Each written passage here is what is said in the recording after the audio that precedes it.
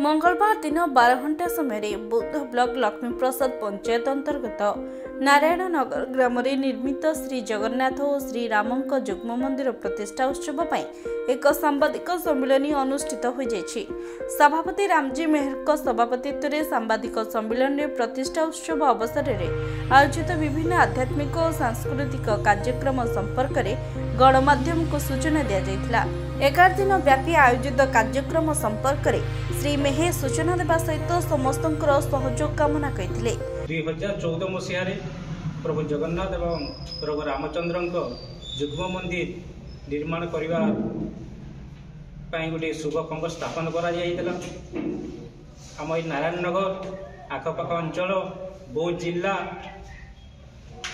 बाहर विभिन्न भक्त को साहाय्य सहयोग क्रमे यह मंदिर निर्माण कार्य आज संपन्न हो पारी।